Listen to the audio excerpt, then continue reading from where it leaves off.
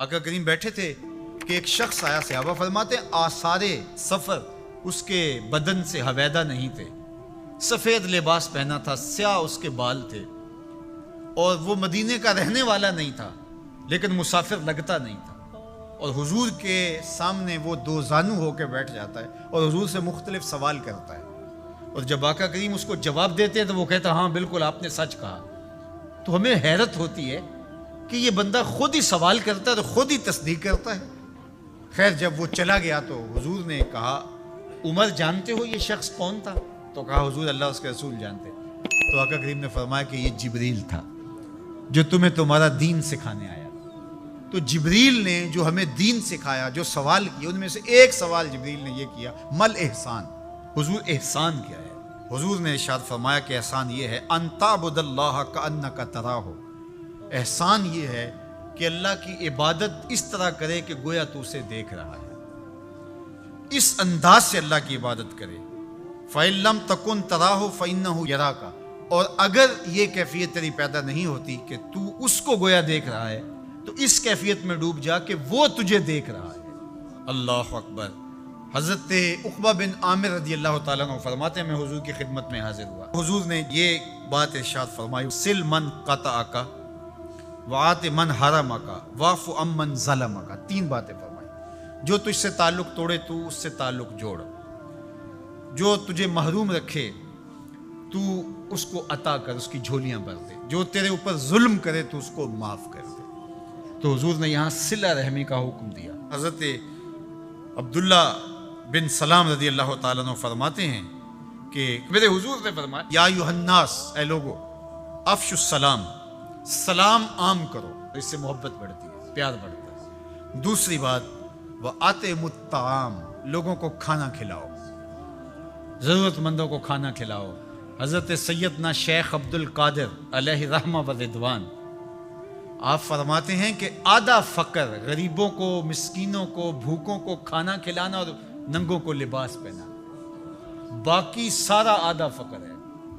لوگوں نے سمجھا کہ دربار اونچا ہو تو فقیر بڑا ہوتا ہے، گدڑیاں پہننے سے فقیری ہوتی ہے۔ آدھا فقر، آدھا فقر، بھوکوں کو کھانا کھلانا اور ننگوں کو لباس پہنانا۔ فقیروں کے لنگر اس لیے کبھی بند نہیں ہوئے۔ بلے شاہ بولے اٹ کھڑکے دکڑ وجے تتا ہوئے چلا، آن فقیر کھا کھا جاون راضی ہوئے بلا، فقیر اس میں خوش ہوتے ہیں۔ یہ فقیروں کا نظام حضور کی احادیث کا خلاصہ ہے۔ کہا کہ افشوا السلام، سلام کو عام کرو، وَأَطْعِمُوا الطَّعَامَ، اور لوگوں کو کھانا کھلاؤ، وَصِلُوا الْأَرْحَامَ، اور رشتہ داروں کے ساتھ سلوک اچھا کرو، صلہ رحمی کرو، اور چوتھی بات وَصَلُّوا بِاللَّيْلِ وَالنَّامُ النِّيَامُ، لوگ سوئے ہوئے ہوں تم مصلی بچھا لو، لوگ رات کو سو رہے ہوں اور تم اٹھ کے مصلی بچھاؤ، تہجد پڑھو۔ اللہ اکبر۔ اس وقت اللہ کی اتنی رحمتیں بندے پہ برستی ہیں، اگر بندے کو پتہ چل جائے تو سجدے سے ساری نہ اٹھائے۔ تدخل الجنت بسلام، تم سلامتی کے ساتھ جنت میں داخل ہو جاؤ گے۔ چار کام کر لو جنت تمہارے نام ہوئی۔ کیا؟ سلام عام کرو، یہ کوئی اوکھا کام ہے؟ مول لگتا ہے، کوئی بل آتا ہے؟ دوسری بات وَأَطْعِمُوا الطَّعَامَ، لوگوں کو کھانا کھلاؤ جتنی تمہاری گنجائش ہے۔ میرے حضور نے فرمایا تھوڑا سا پانی زیادہ ڈال لیا کرو اور شوربے کی پیالی ہمسایوں کے گھر بھیج دیا کرو۔ اپنا کھانا تو پکاتے ہی ہو، تھوڑا سا زیادہ پکا لیا کرو، ایک آدمی کا روز زیادہ پکا لیا کرو، اگر زیادہ گنجائش ہے تو زیادہ پکا لیا کرو۔ تیسری بات وَصِلُوا الْأَرْحَامَ، صلہ رحمی کرو، رشتہ داروں کے ساتھ سلوک اچھا کرو۔ ہم کہتے ہیں کوئی اینٹ مارے گا تو ہم جواب میں پتھر دیں گے، کوئی ایک قدم پیچھے ہٹے گا ہم 10 قدم پیچھے ہٹیں گے۔ میرے حضور نے فرمایا نہیں، 10 قدم پیچھے نہیں ہٹنا، وہ جتنا مرضی پیچھے ہٹے تم آگے بڑھو۔ اللہ اکبر۔ آخری بات حضور نے فرمائی جب لوگ سو رہے ہوں تو تم آغوش نیند میں پڑے ہوئے لوگوں کو چھوڑ کے اللہ کے حضور سجدہ ریزیاں کرو۔ میرا اور آپ کا وجود اگر اللہ کی مخلوق کے لیے نفع کا سبب نہیں ہے تو پھر ہماری زندگی کا کیا فائدہ؟ میں اپنے خاندان میں نفع بخش نہیں ہوں، آپ اپنے خاندان میں نفع بخش نہیں ہیں، آپ اس معاشرت کے لیے خیر کا سبب نہیں ہیں، میں اس معاشرت کے لیے خیر کا سبب نہیں ہوں، اس ملک کے لیے، اس قوم کے لیے، انسانیت کے لیے میں اگر خیر کا سبب نہیں ہوں تو مجھے سوچنا چاہیے کہ میں کہاں کھڑا ہوں، میں اشرف المخلوقات کیسے کہلاؤں گا۔ ایک درخت بھی چھاؤں فراہم کرتا ہے، آکسیجن دیتا ہے، پھل فراہم کرتا ہے، ذوق نظارہ کی تسکین کرتا ہے، اور جب کچھ باقی نہیں رہتا تو وہ لکڑی کا کام دیتا ہے، اور اگر وہ اتنا کمزور پڑ جائے کہ اس سے کوئی چیز نہ بن سکے تو پھر بھی مٹتا مٹتا تمہاری ہنڈیا پکا کے جاتا ہے، تمہاری ضرورت کو پورا کرتا، تمہارے ایندھن کے کام آتا ہے۔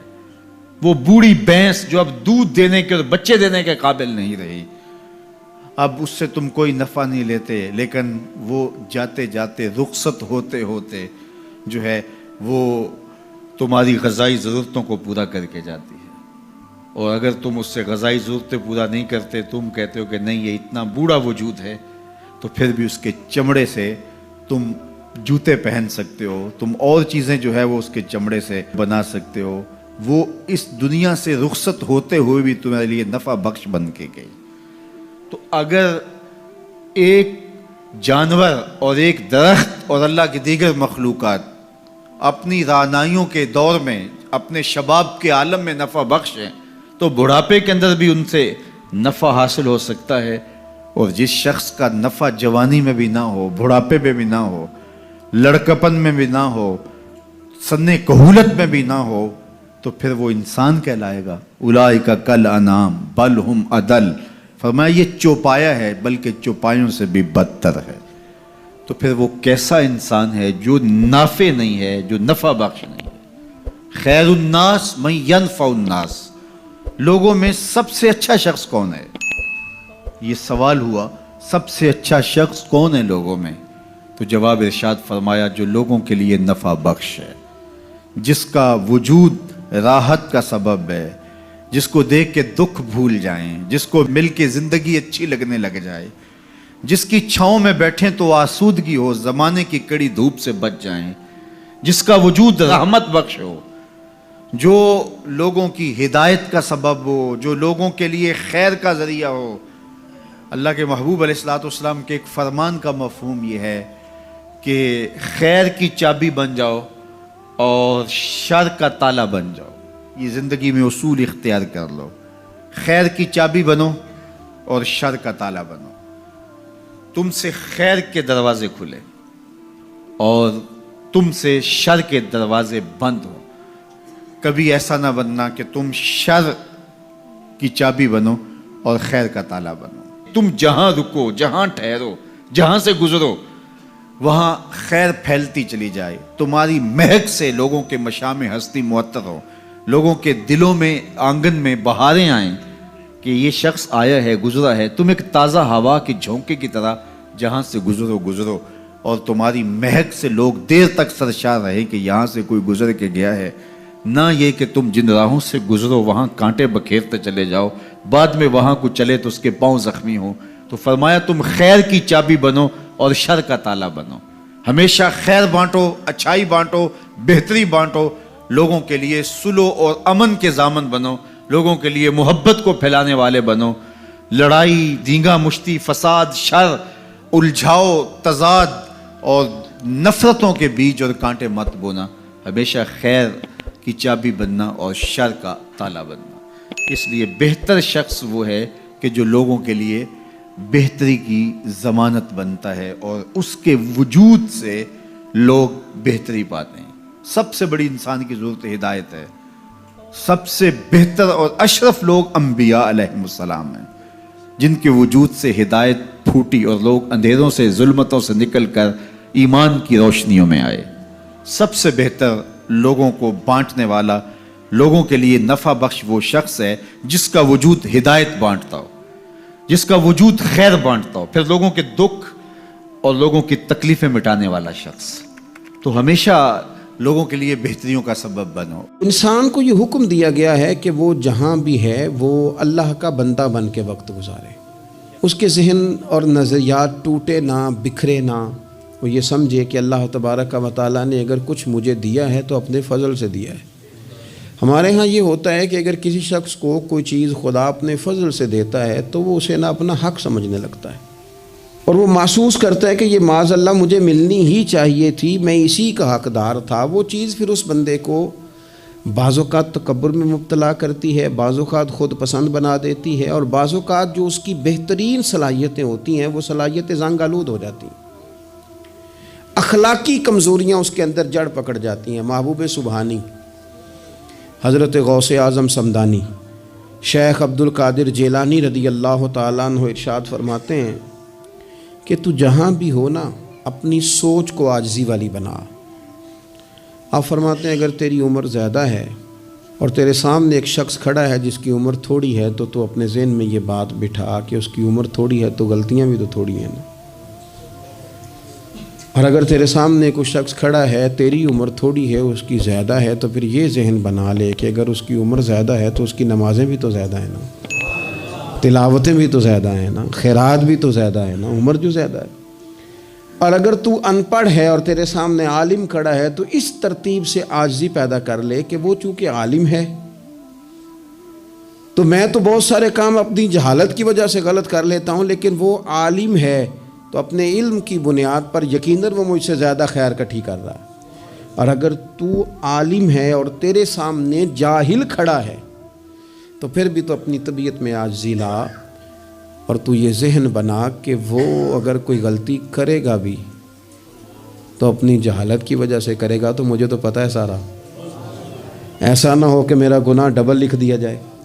اب جہاں ہیں جس ترتیب سے ہیں اس ترتیب سے ہی اپنی طبیعت کے اندر عاجزی لائیں۔ ہمیں نا 2-3 چیزیں بڑا پریشان کرتی ہیں۔ بعض لوگ ایسے ہیں جو کسی بڑی برادری میں جس کو وہ بڑا سمجھتے ہیں، باقی تو اللہ کو پتہ ہے نا بڑا کون ہے۔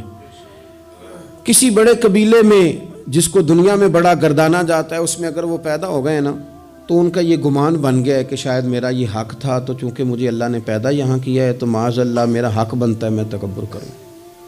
بار بار اپنے لفظوں میں، جملوں میں، اپنے رویوں میں اس بات کا وہ اظہار کرتے ہیں۔ کچھ لوگوں کو اللہ تعالیٰ دولت دیتا ہے، دولت اگر محنت سے ملتی تو سب سے زیادہ مزدور کے پاس ہوتی، کیونکہ وہ سب سے زیادہ محنت کرتا ہے۔ یہ تو خدا کے فضل سے ملتی ہے۔ اب جس کو مل جاتی ہے وہ سمجھتا ہے مجھے ملنی ہی چاہیے تھی، ملنی چاہیے تھی، اب وہ کسی تکبر کا شکار ہو جاتا ہے، حالانکہ مالک بڑا بے پرواہ ہے۔ صبح کے تخت نشین شام کے مجرم ٹھہرے، ہم نے پل بھر میں نصیبوں کو بدلتے دیکھا۔ 1 منٹ لگتا ہے، انسان کمزور ہو جاتا ہے۔ تو لوگ دولت کے زور پر اپنے آپ کو تکبر کا شکار کر لیتے ہیں، اور بعض لوگوں کو اللہ تعالیٰ اپنے فضل سے علم عطا کرتا ہے، اور اس سے مراد صرف دینی علم ہی نہیں۔ اگر کسی کے پاس کوئی دنیاوی ڈگری ہے، دنیاوی، میں بڑے ادب سے عرض کروں گا، میں بڑے زمانے سے کچھ نہیں تو مجھے 20 سال ہو گئے ڈاکٹروں کا چکر لگاتے، والد صاحب بیمار تھے، والدہ بیمار تھیں، خود جانا پڑا، کبھی بچوں کو لے کے جانا پڑا۔ میں نے لہجوں میں بعض جگہ پہ غرور دیکھا، لہجوں میں، یعنی ڈاکٹر کے 2 میٹھے بول نہ بندے کی طبیعت ٹھیک کر دیتے ہیں، لیکن وہ اس کے لہجے میں، اب چونکہ وہ ڈاکٹر ہے، علم اس کا نام ہے کہ دوسروں کو جاہل سمجھا جائے، علم اس کا نام ہے کہ آپ کو شعور ہی نہ آئے، علم تو آگہی سکھاتا ہے۔ اگر عالم ہو کر اپنے باپ کا حیا نہیں کرتا تو پھر یہ کورس ہیں، اس نے لفظ سیکھے ہیں ایڑے ترچے، اسے سمجھ ہی نہیں آئی لوگوں سے پیار کیسے کرنا تھا۔ آپ کی چیزیں آپ کے اندر روشنی پیدا کریں، آپ کا شعور آپ کو تازہ کرے۔ دیکھیں نا، جتنا پھل زیادہ لگ گیا ٹہنی اتنی جھک گئی، اور اگر آپ پھل کا بھی اظہار کر رہے ہیں اور ٹہنی آپ کی اکڑی ہوئی ہے، اس کا مطلب یہ ہے کہ آپ کے اندر وہ شعور پیدا نہیں ہوا۔ حضرت عبداللہ بن عمر رضی اللہ تعالیٰ عنہ اور حضرت عبداللہ بن عمر دونوں بیٹھے تھے۔ عبداللہ بن عمر اٹھ کے چلے گئے تو عبداللہ بن عمر نے رونا شروع کر دیا، دیر تک روتے رہے۔ اللہ کرے کسی کو کوئی ایسا یار ملے جسے مل کے بندہ روئے۔ ایک باری میریاں اکھیاں چوں اونا نے اتھرو پونجے سن، ہن تے چسکا پہ گیا رونے دا، تے ہر ویلے آہو زاری دا۔ وہ چلے گئے اور انہوں نے رونا شروع کر دیا، روتے جا رہے ہیں۔ بچوں نے کہا کیوں روتے ہو؟ کہنے لگے یار وہ عجیب بات بتا گیا ہے۔ وہ کہتا میں نے حضور علیہ السلام سے خود سنا ہے کہ جس کے دل میں رائی کے دانے کے برابر تکبر ہو جنت میں نہیں جائے گا۔ روتا ہوں، انسان ہوں، کبھی کوئی بات ہو ہی جاتی ہے، کبھی کوئی پریشانی ہو ہی جاتی ہے۔ پھر اپنے ارد گرد والوں سے کہنے لگے دعا کرو رب عاجزی کی توفیق دے دے، اللہ بڑے بول سے بچا لے۔